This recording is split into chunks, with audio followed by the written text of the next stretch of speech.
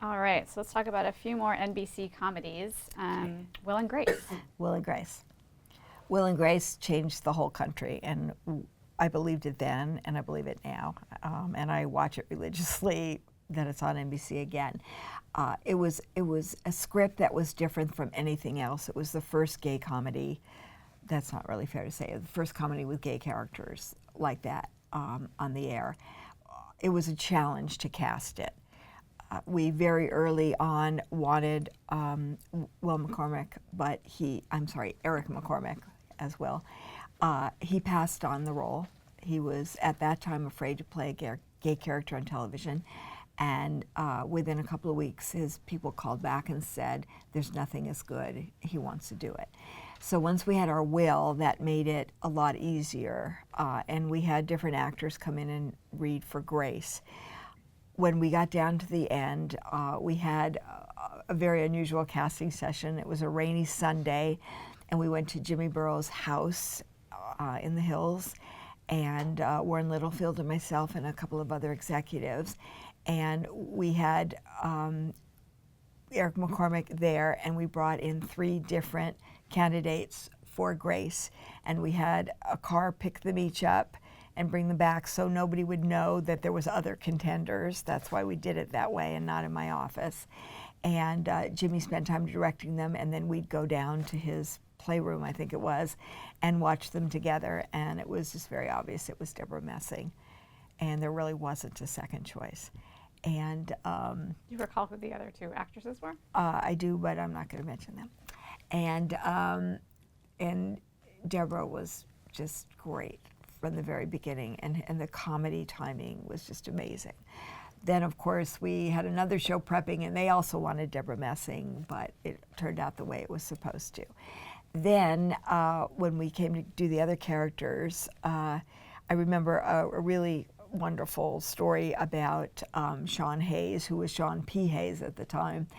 He had been in a movie at Sundance that my associate Jeff Meschel and myself had seen called Billy's Hollywood Screen Test.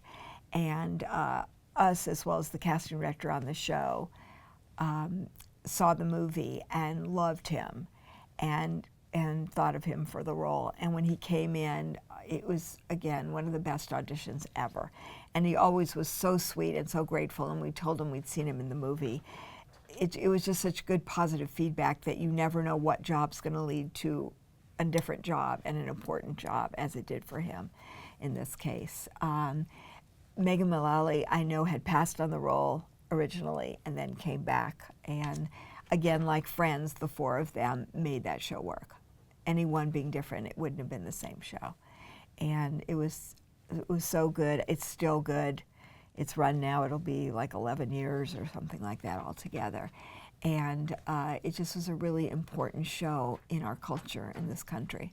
And many actors and others too that part of our gay population feel that they were comfortable coming out because of Will and Grace, because of that show, as well as Ellen DeGeneres' show. They were similar timing, and that they were allowed to be who they were because they saw it on television, and that made it okay. And we were all really proud of the show for many, many reasons, but especially that one. Did you have guest stars who were eager to appear on the show? Yes, it was the only show I remember the time where the guest stars called us. Michael Douglas and Matt Damon and Cher, and they wanted to be on the show. It was very cool and hip to be on either Friends or Will and Grace, and so there were parts that they wrote for them. And we didn't pay a lot of money. It was not, the show didn't have budgets for Michael Douglas to be on the show. And it just became a very cool in thing to be on Will and Grace. And what about casting Shelley Morrison, who just passed away? Shelley Morrison was just the regular audition. She wasn't in, I don't believe she was in the original pilot. I had known Shelley Morrison as an incredibly funny lady, and I just loved her as Rosario. And when the show came back on the air 2 years ago, and she wasn't a part of it, they said she had retired. I suspected she was ill, which turned out to be true. So it's too bad she couldn't be there for the reunion show.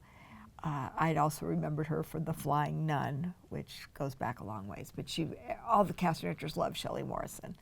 she was terrific. So let's talk about some NBC dramas, starting with LA Law. LA Law was Stephen Bochco, who I knew really well from Hill Street Blues and loved and respected, and I worked very closely on the show. And nobody was attached to the show, although Stephen always had ideas.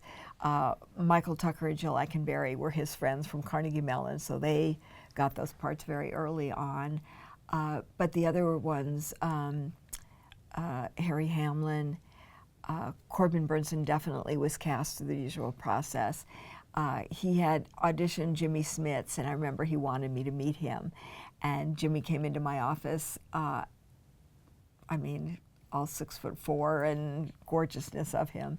And he was amazing on the show, and I still love watching him. I'm watching the show that's on now at NBC with Jimmy Smits, and he was a really important part of the show.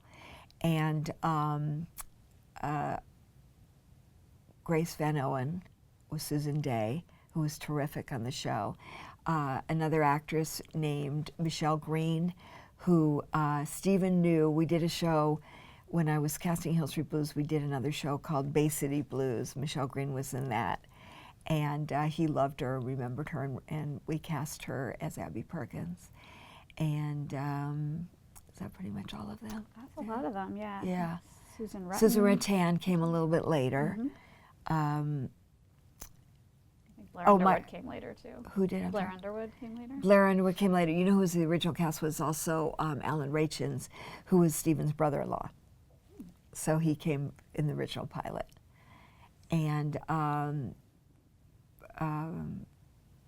yeah, it was great fun. Unlike Hill Street Blues, LA Law had a lot of comedy to it and outrageous situations. And it was just such a good show. And Stephen at his best, showing that he could do comedy as well as drama. And so you had said at that time NBC was weighing in on every guest star every episode, or not then? Not then. Okay. When did that switch kind of happen at the network level? I don't know. It's funny because I don't remember it being, it was not when I was at NBC. Okay. NBC at the time had 25 primetime shows. There's no way you could watch all those and weigh in on all those shows. But I think technology is part of the reason that it was just not accessible for us to see an audition that easily. I know that when I left NBC and became an independent casting director, it was just starting then. So that was in about maybe 2000, around there, is when it started, where the network's having more control and more involvement in casting. When Danny Arnold wanted to make me the casting director, he just did it. Now the network approves the casting directors, and the studios do not hire casting directors without our approval. And that's to protect us, that if we had a bad experience with somebody or we felt somebody was doing too many shows at the same time, that we have input on it. And so we are very much more involved than when I was at NBC. How do you feel about that, having gotten your start the way you did? Yeah. I know, it's, I do think about that I would never have gotten that opportunity. There's pros and cons of it. I was not really prepared to be a casting director at the time I was given the opportunity. I worked really hard and I made it work, and I had a producer like Danny Arnold who was so talented at choosing actors, so that really helped bring it together. But I think now the level of casting directors is higher. We have really incredible people casting our shows, and they don't become casting directors until they put in their time as associates, and they're able to move up. And some never move up, unfortunately. But I think we have higher level now. So let's talk about a few more shows. Talk about casting Law and Order. Okay, I didn't cast Law and Order because, yes, one day Perry Simon, another senior executive, came in my office and handed me a tape, and he said, "This was made for CBS. They passed on it, and I think we're going to buy it, so you should watch it." And it was Law and Order. And I was enthralled by it. The music, the timing, the way it worked, it was all cast. And we took it over. And it ran 19 years and had I don't know how many spin-offs, including SVU, which is even a bigger hit than Law and Order was, and is now the longest running dramatic television show. So we inherited that amazing cast on Law and Order. And then through the years, certain people left, and we put in different actors, Paul Sorvino and Jerry Orbach came on. Jerry Orbach was a big addition.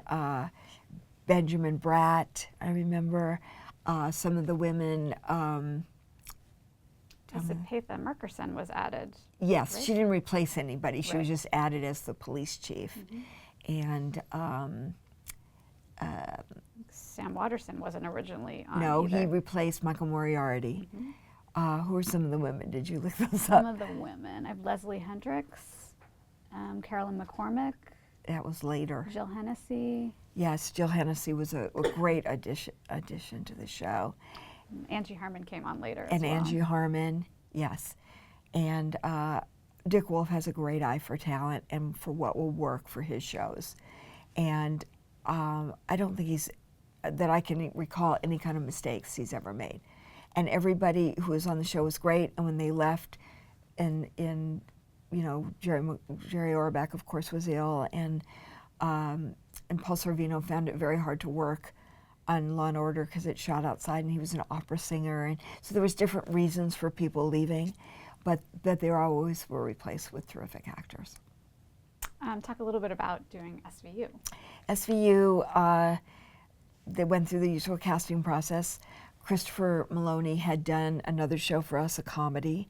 He was pretty well known. Mariska Hargitay definitely was well known. And they came in and auditioned and were magical together. I left NBC after the pilot, so then others were added. But those two had amazing chemistry. But I really applaud through all these years after Chris Maloney left how many terrific actors have come into the show, and it's equally good. It's just the way, and that I credit a lot to Dick Wolf. He just has a great eye for what works for his shows.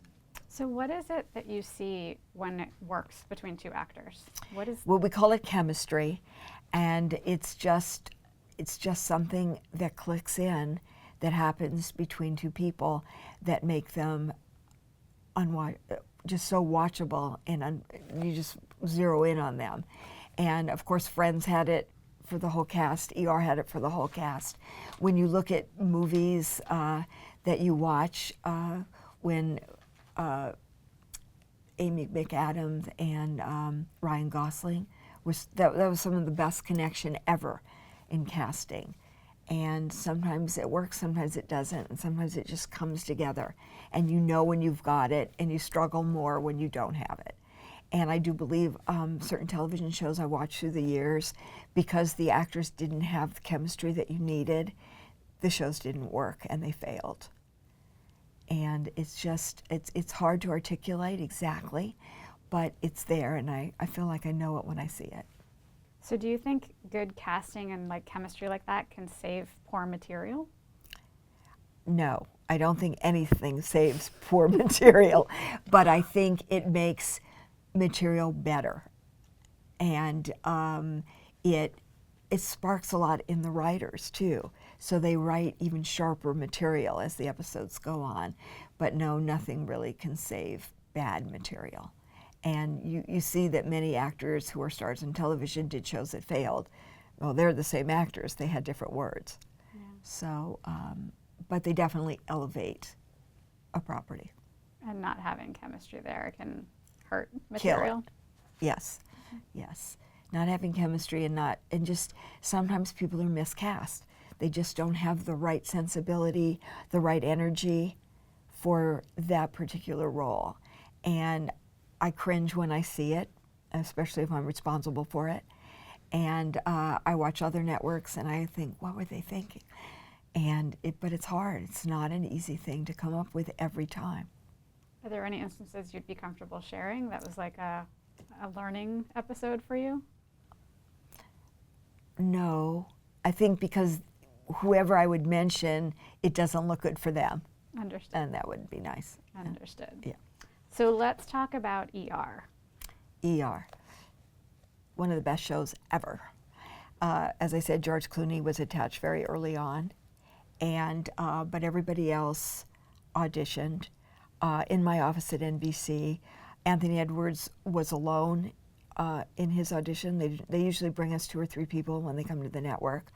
He was alone, and it was just so obvious. He was so amazing in that role. A lot of credit goes to John Wells, the executive producer, and John Levy, who was the casting director on ER. And Noah Wiley read in my office, and we just knew it was him. It was just so wonderful to see. Sherry Stringfield Came in, and she was terrific, and she brought so much to that part. And she was not the obvious choice, and she was great. I loved her in the show. Our biggest problem in casting the show was Dr. Benton.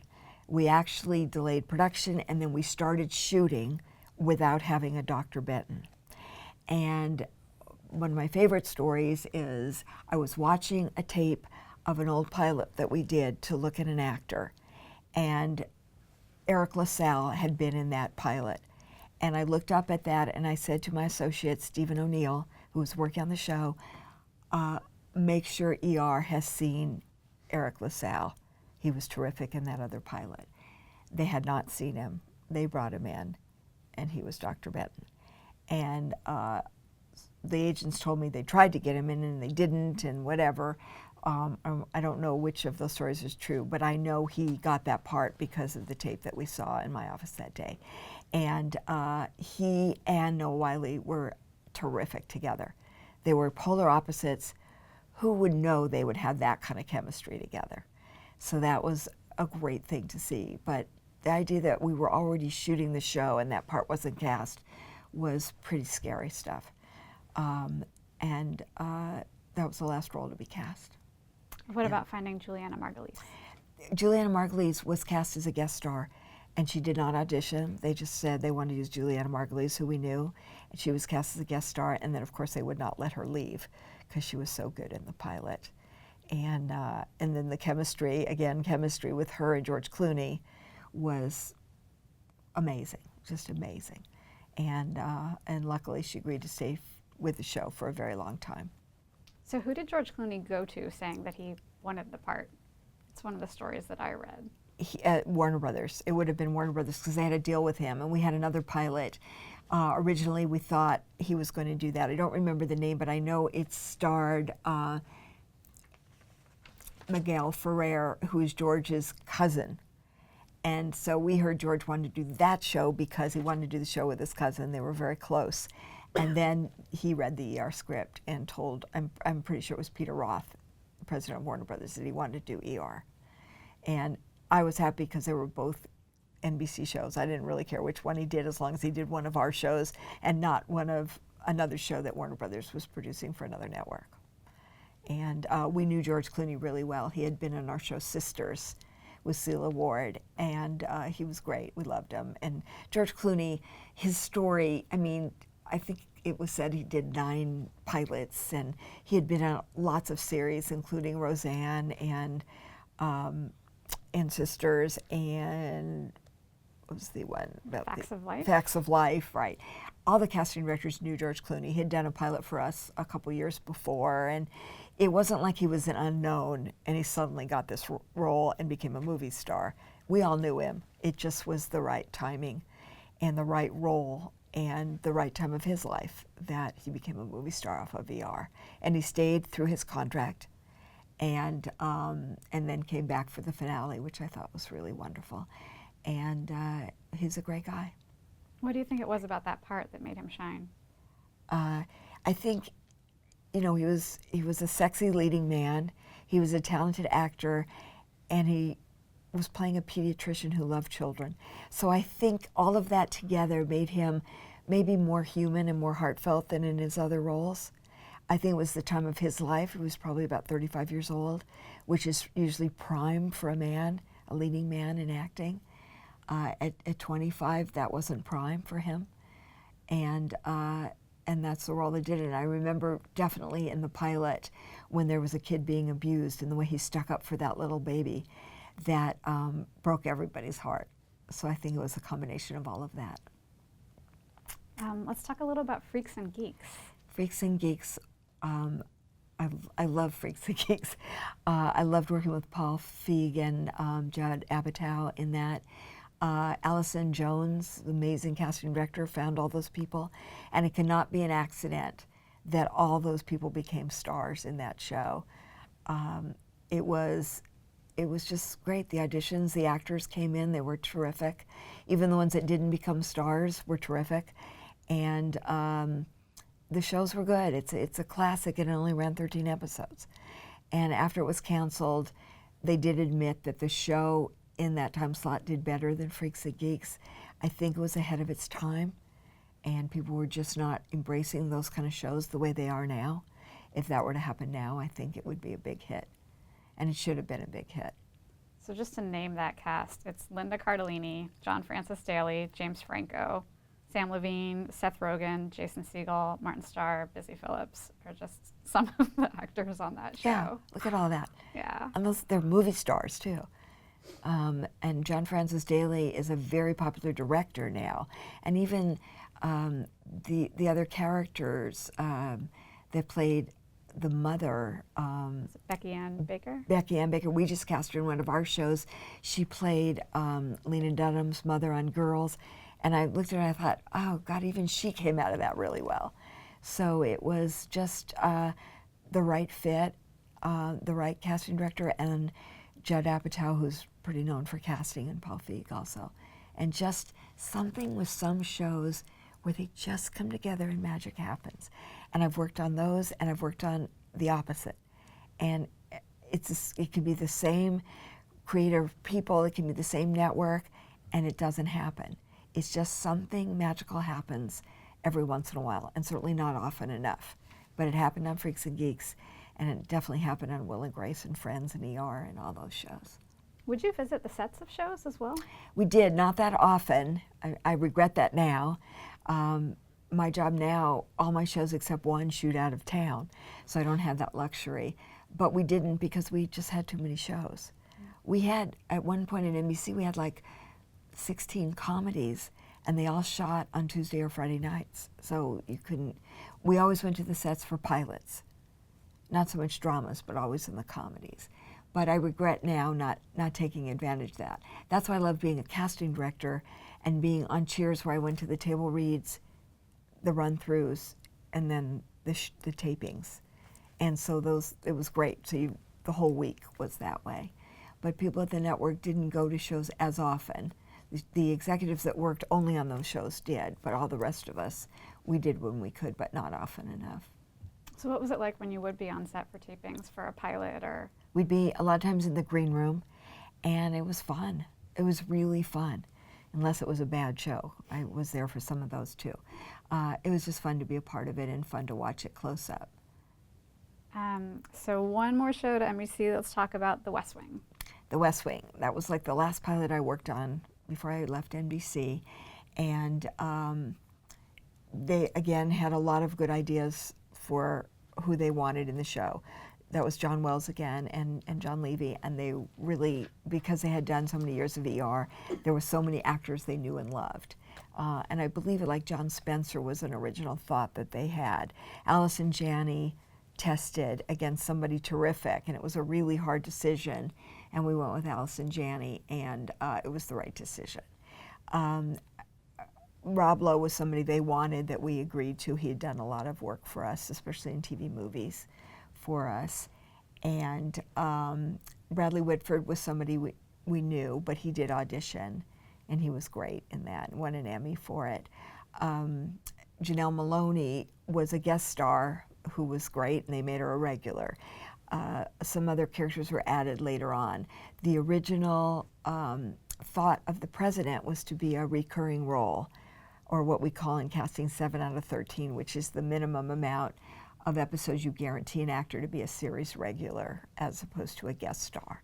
And then, of course, we went with Martin Sheen, and he was so great that they started writing him in every episode and giving him huge storylines, and he was in everything. So that was just where good casting made a role explode, which was great to see. About Stockard Channing. Stockard Channing, I believe she replace somebody. No, she came in later 'cause she was the wife. Mm-hmm. I don't believe she was in the original pilot. I don't remember exactly. There was a couple of things, a couple of people that were replaced. But the cast, Richard Schiff was original, was terrific. And these were a lot of times character actors. They weren't leading men. Rob Lowe was the leading man. Brad Whitford was kind of the leading man. But the others were character actors who were just perfectly cast, and the writing was Aaron Sorkin amazing. And I remember when I met him for the first time, not knowing he was going to be a superstar writer. And now I've watched and seen everything he's ever written because I think he's just so amazing, including I just saw in New York To Kill a Mockingbird, which was pretty great. So did he weigh in on casting as well? Every minute he was there.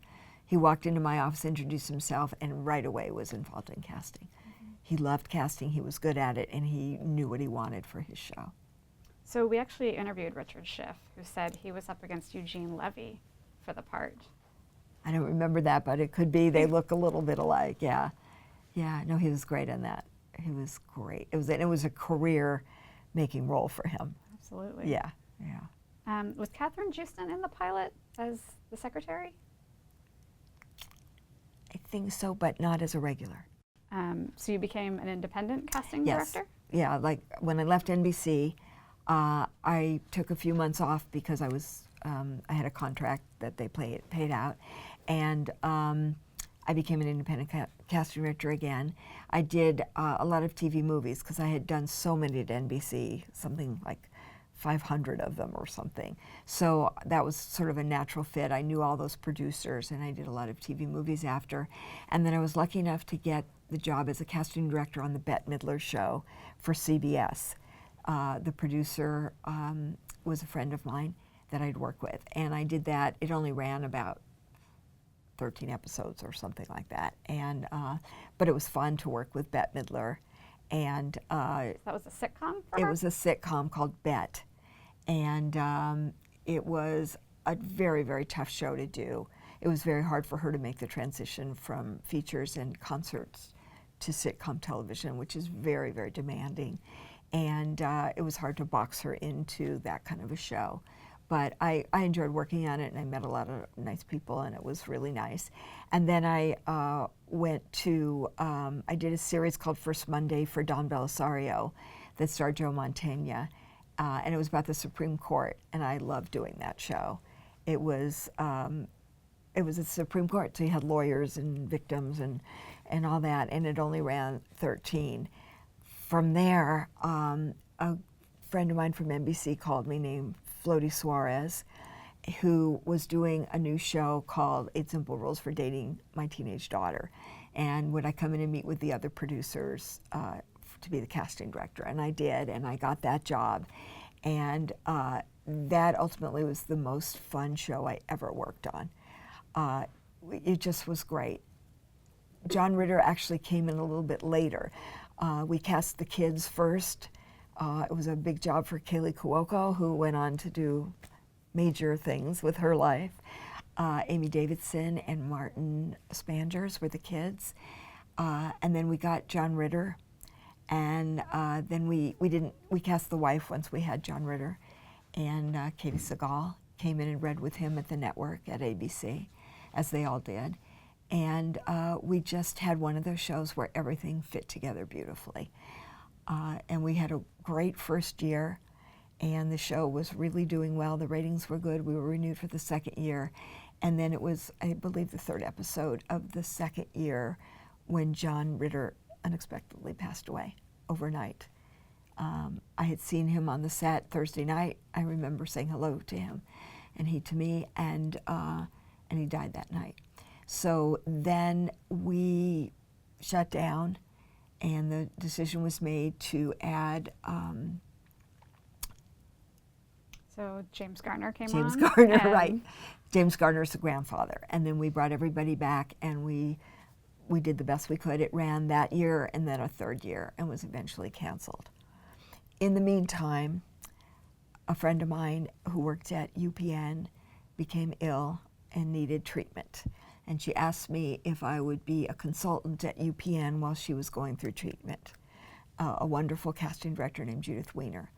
And I said, sure, not knowing that would be the next phase of my career. So for a year and a half, almost 2 years, I was doing 8 Simple Rules at Disney in Burbank and driving to UPN in West LA and being sort of the acting casting director, head of casting at UPN. Then Judith Weiner passed away and I was offered the job permanently. And at that time, 8 Simple Rules was canceled, so it fit together the way I think it was supposed to. And I worked at UPN until it was merged with the CW. And then I was offered the job to be head of casting at CW, which was 2006 and 13 years ago. And here I am today. Wow, that's a lot. a lot of stuff, yes, a lot of stuff. Let's unpack that a little bit. Yes, okay. So at UPN, so this is a much smaller network than It was a much smaller NBC. network, yes, and it was struggling. Don Ostroff was the president. It was an offshoot of CBS, so we always thought like Leslie Moonves was our real boss, and then Don was president of the network. And we worked really hard and we tried really hard, and it was really tough to get our shows noticed. And it's not that they weren't good, it just was hard to be the 6th network. And cable had made its entrance by then, and so there was just a lot of choices. Looking back on it, there wasn't as many choices as there are today, but it was tough to get an audience at that time. But some of our better shows, Veronica Mars was from UPN, that went ahead to CW later on. We did a wonderful show called Kevin Hill, starring Taye Diggs, that we loved. It didn't last. Was he well known at that time? Yes, he was well known. Not as well known as he is now, but he was well known then. It was really great to get him for that role. We felt really gratified that we were able to have him in Kevin Hill. And Everybody Hates Chris was one we talked about that made it to the CW. And I loved Everybody Hates Chris. I thought the original script was like an A+, and it had been at Fox and was passed on. And it was a great show, and we had a great time casting it, and we had a wonderful cast, including Terry Crews and Sheena Arnold.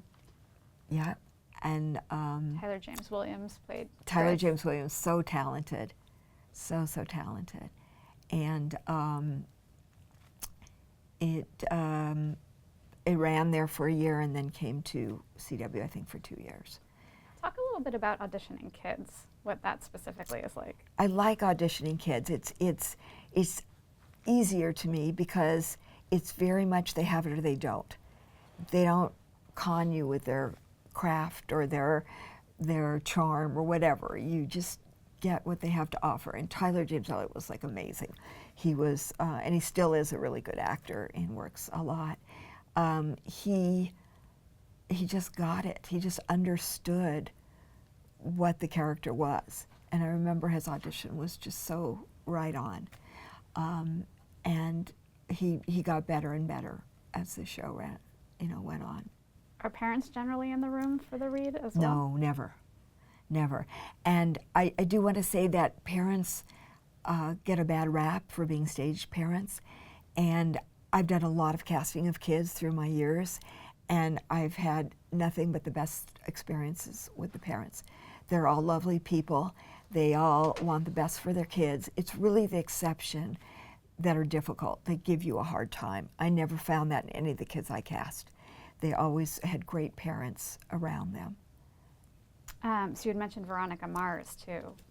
Talk about casting Kristen Bell. Kristen Bell, Dana Theodoratos, who still works with me at the CW, had seen Kristen in a TV movie and brought her to our attention, and we sent her to the producer, and they auditioned her, and they went and tested, and this was in front of Leslie Moonves, because this was a big deal to be Veronica Mars in Veronica Mars, and it was between her and another actress, and she nailed the part.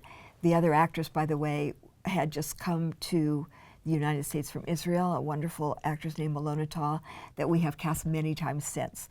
So she is one that I want to mention because I think she's had a great career, even though she didn't get to be Veronica Mars.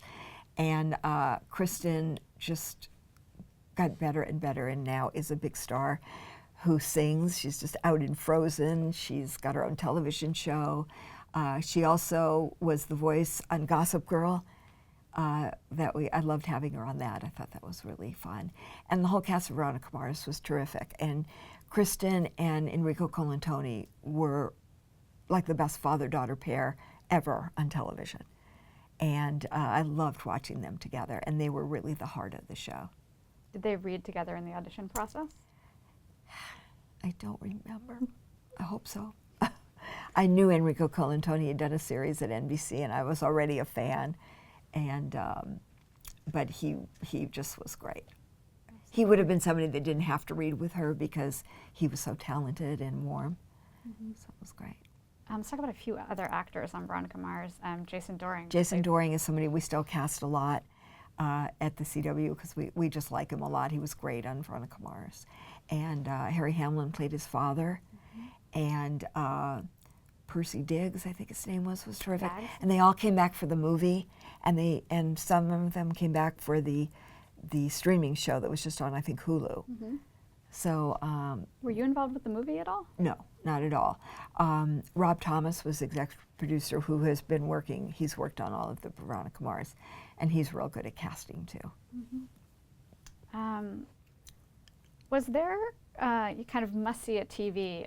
There's must-see TV at NBC when you were there. Was there kind of an overarching program strategy or pitch kind of when you were at UPN?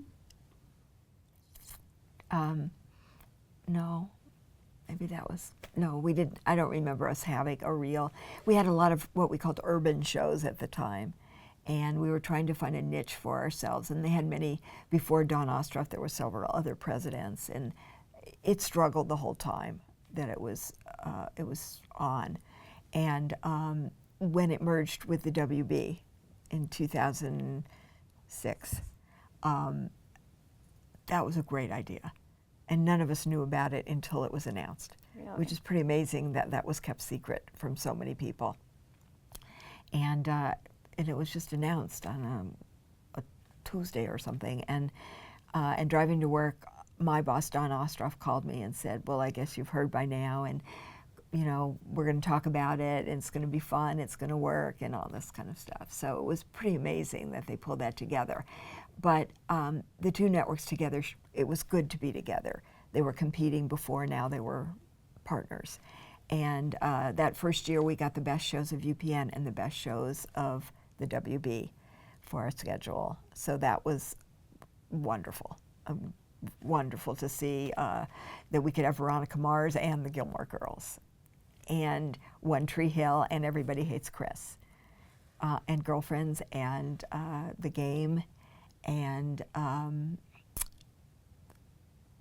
Seventh Heaven, I think it was, we had. From There's a ton of them, yeah. Yeah, that we got to choose. Some shows were canceled, of course, and some made the cut.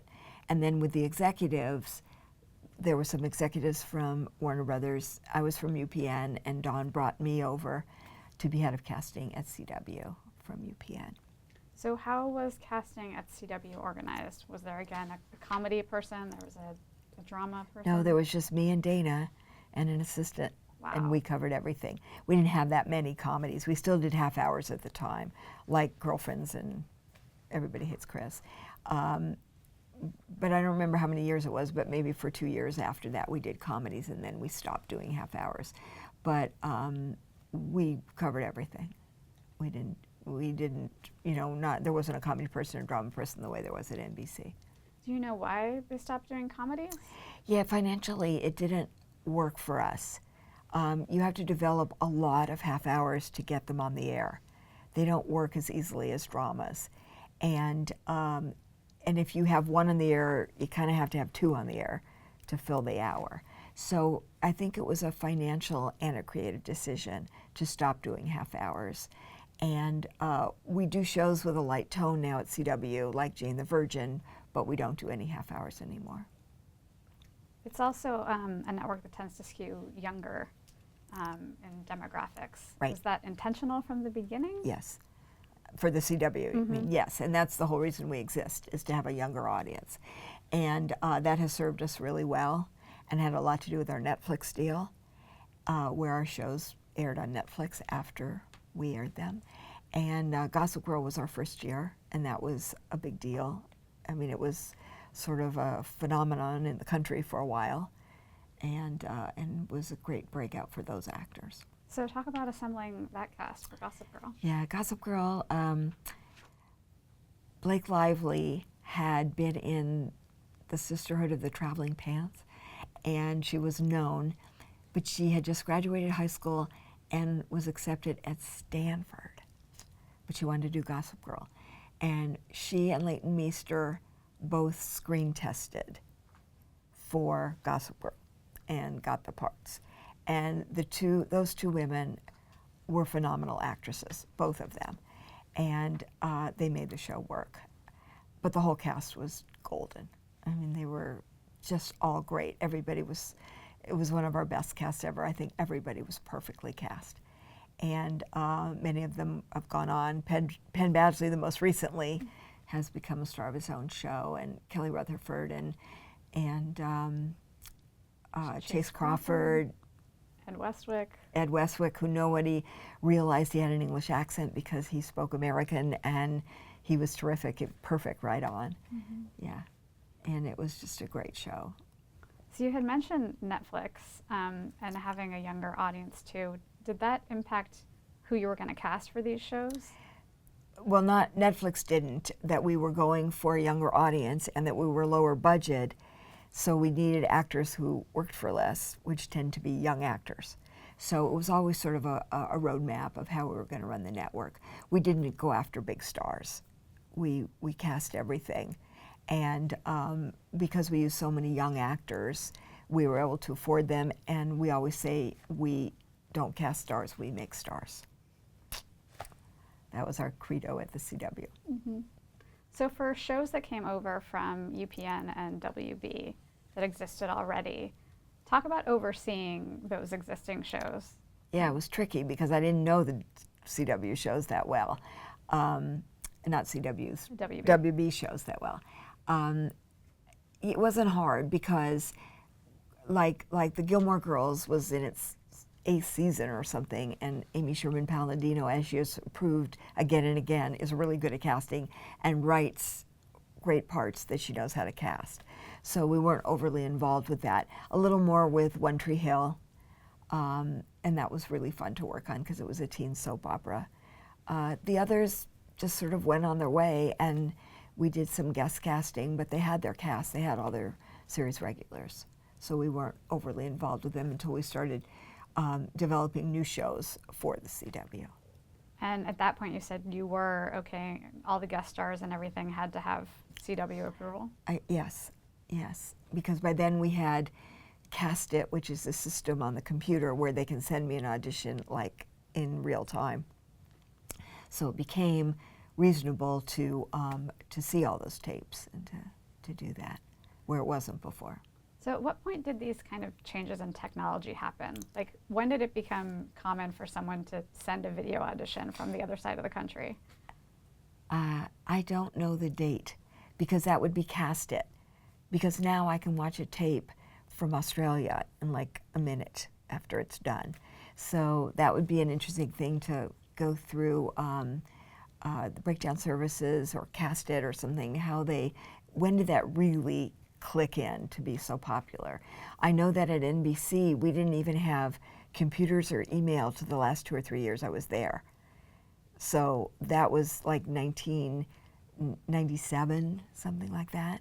Would you get VHS tapes like mailed to you from the other side of the country? Yeah, or delivered. No, yes, through a pouch at NBC, like through the NBC in New York, and they would pouch it to us. Okay. And they were 3/4 inch and half inch tapes, 3/4 leading to half inch tapes. Yes. So how has that transformed your world then, being able to see something? Well, it's opened up the whole world that we cast many, many Australian and British actors, and it's changed everything. It's just changed everything. And from Canada, the CW has 10 shows shooting in Vancouver and 1 in Toronto, and we're very involved in the casting because we can get the tapes immediately, or the Cast It. There's good news and bad news about us having so much control over the casting. I believe that we've kicked back some people and done better, or there'll be an actor that come through and we go, we just don't understand what you're thinking here. And so I'll talk to a producer or a casting director and say, this isn't the way I saw this role.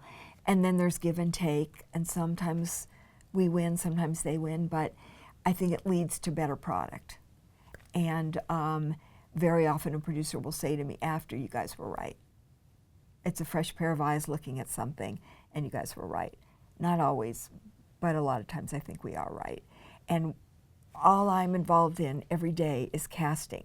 The producer is involved with 1,000 things, with editing, with sets, with acting, with writing, directors. There's so many things. I'm just focused on casting.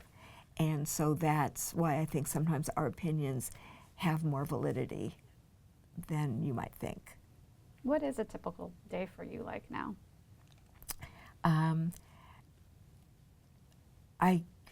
All day long, tapes come in from our shows for approvals.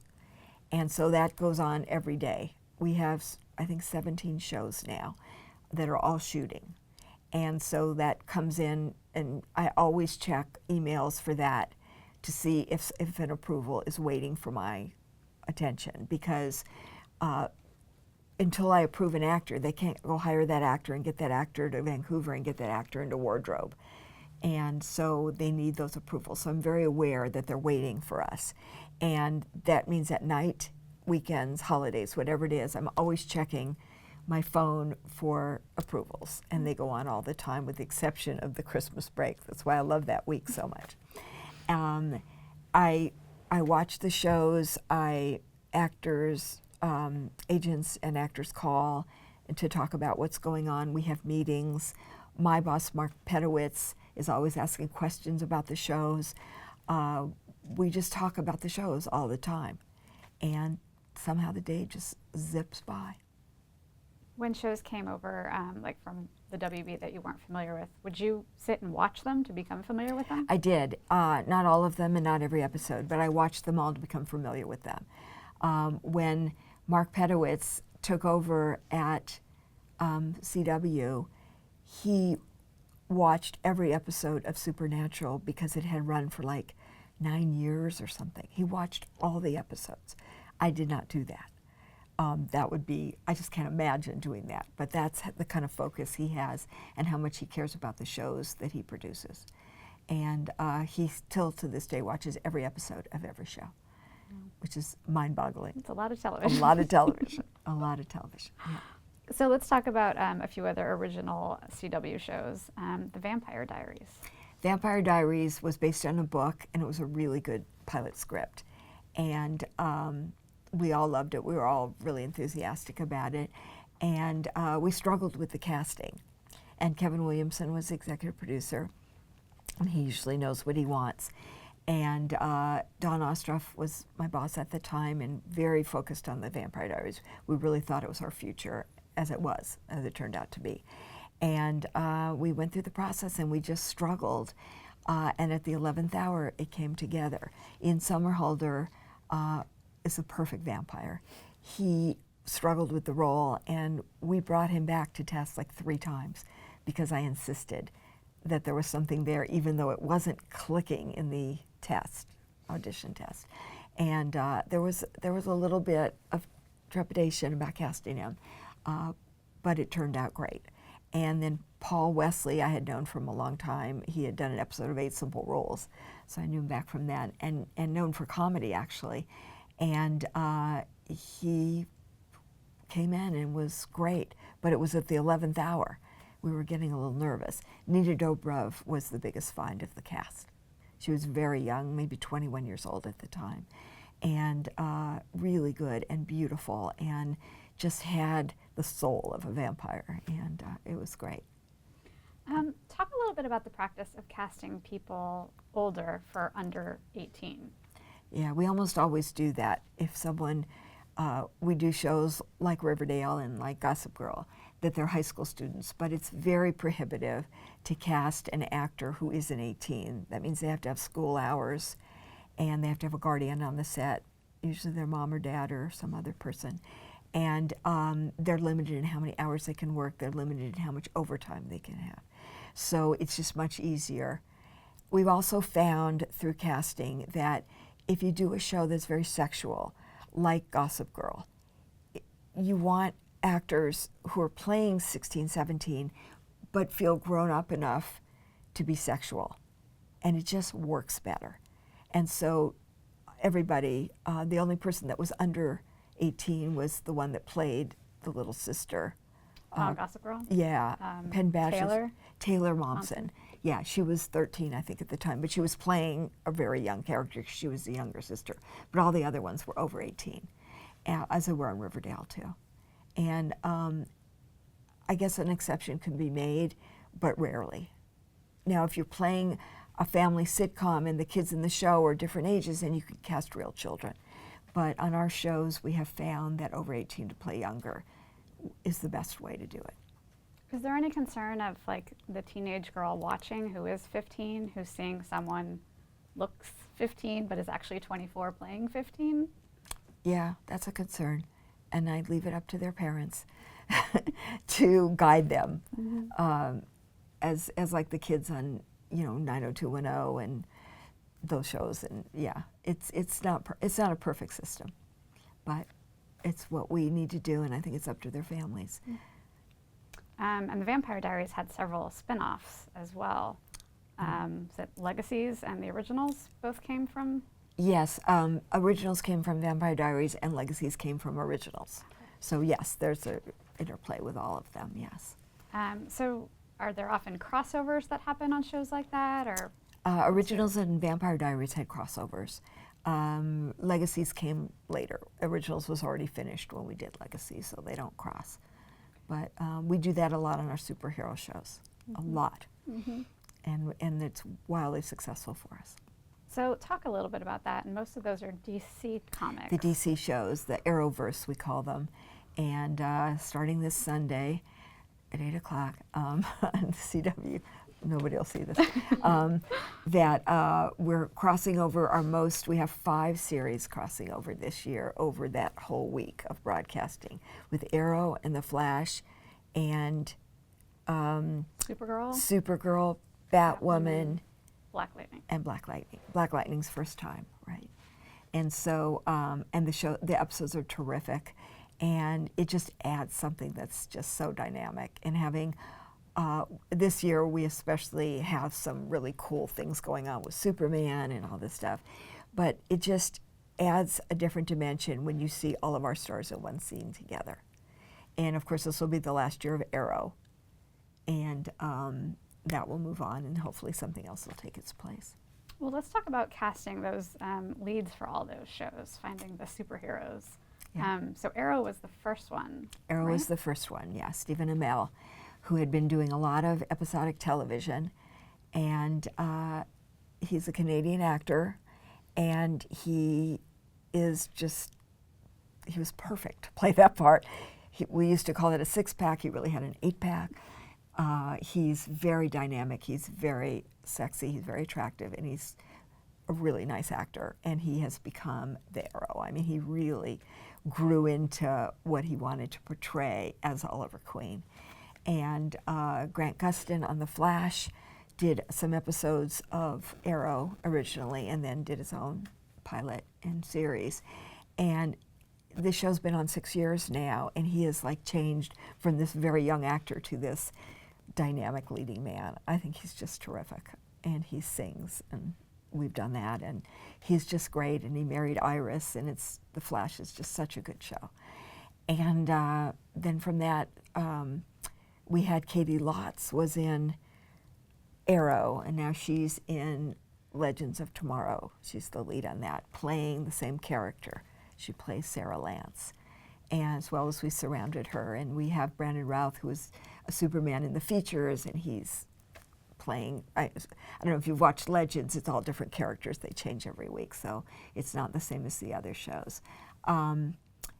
Batwoman with Ruby Rose is terrific and really coming into its own now. She is the first lesbian superhero to star in a show, and she's so what we call in television watchable. She's just riveting to watch, and it's not just her beauty. There's just something about her that draws you in.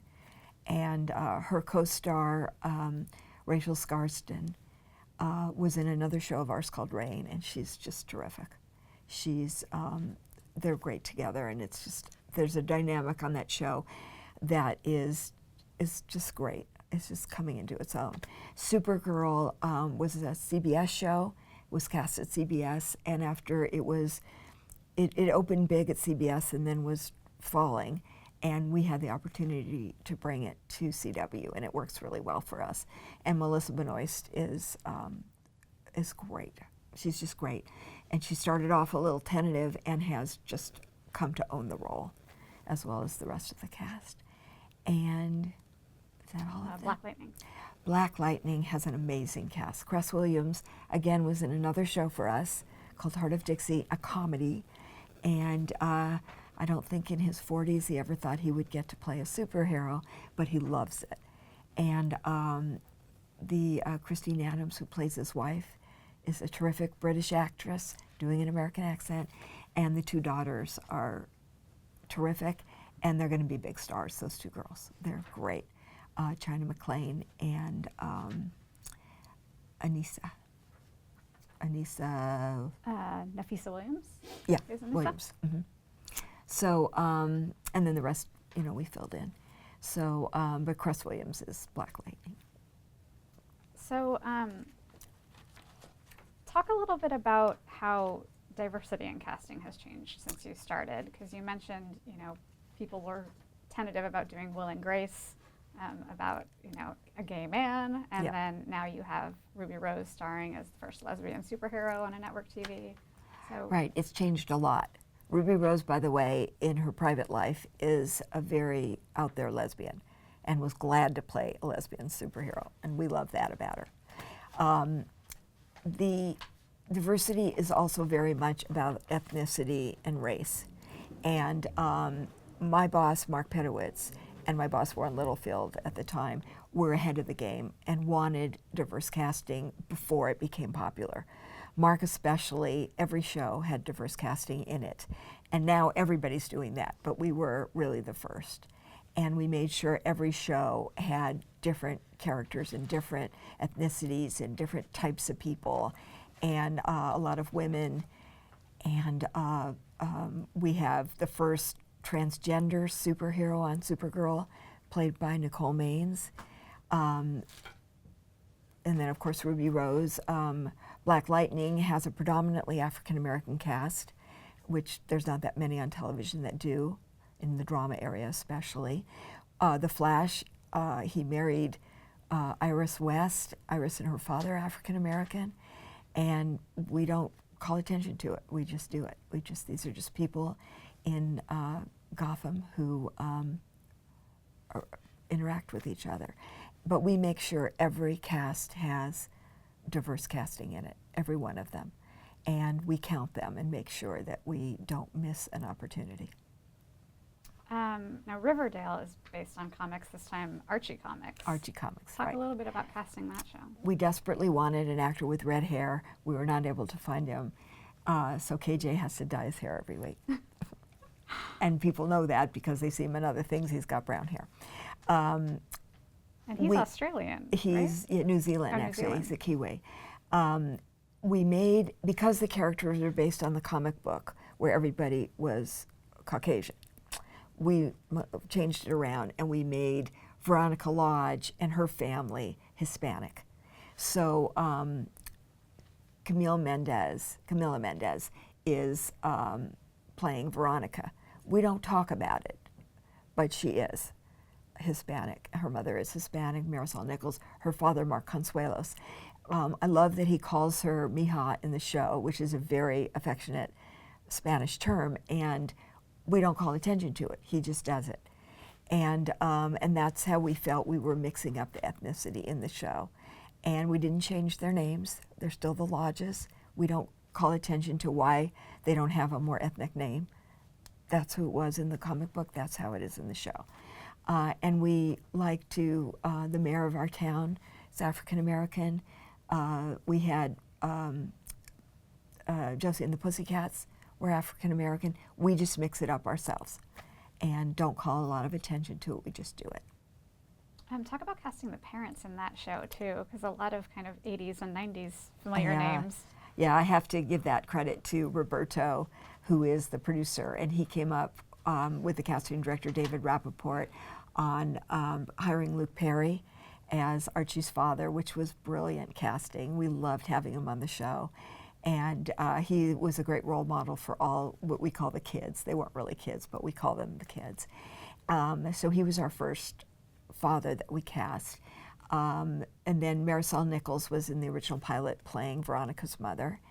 And that was just casting. I don't think she's as kitschy as the other ones. Molly Ringwald. Molly Ringwald, a big thing with Molly Ringwald was that she had red hair, and so that legitimized, because Luke Perry did not have red hair, and that made Archie look that he was part of that family. And but Skeet Ulrich also is one of my favorites, who is from that era, and he came in later. He wasn't in the original pilot, and he just was so good, and so again the chemistry with him and the kids was so great that he's a series regular now.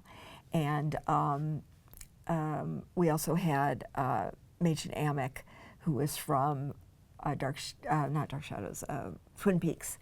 So she was from that era, and we just cast her, and it was just cool. And she's a big part of the show as well. I want to talk about a few other ones.